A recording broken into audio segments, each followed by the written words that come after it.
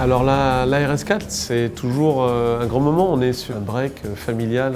Alors c'est vrai, tout de suite, quand on le voit, déjà avec des ailes un peu gonflées, un avant un peu monstrueux, avec une grande calandre, c'est une belle auto. Ensuite, quand on entend le moteur, 450 chevaux, V8, prend plus de 8000 tours, 8200, 8300 tours. Une belle sonorité. Là, Audi a travaillé aussi la sonorité sur la nouvelle RS4. C'est vrai que dans les tours, ça a une belle mélodie. Alors après, c'est vrai que le seul bémol sur le circuit, c'est 1,8 tonne, un petit peu plus d'1,8 tonne. On est dans une familiale, donc il faut aussi relativiser. Frein très endurant. Ils ont pris le choix de faire donc du céramique à l'avant et de l'acier à l'arrière. Le compromis est bien. J'ai réussi à aligner vraiment des belles séries sans avoir de problème de frein.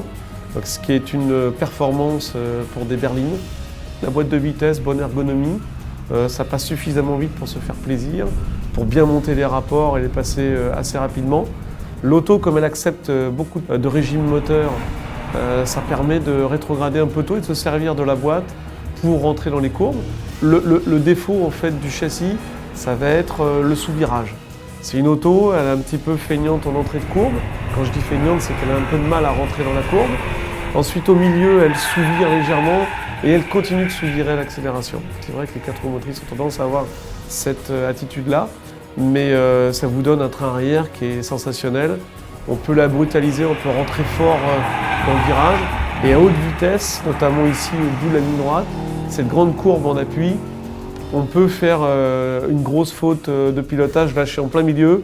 On va avoir une auto qui va prendre un petit peu de survirage, mais qui ne va rien avoir de déstabilisant et surtout de quelque chose qui va vous faire dériver complètement et perdre le contrôle de la voiture.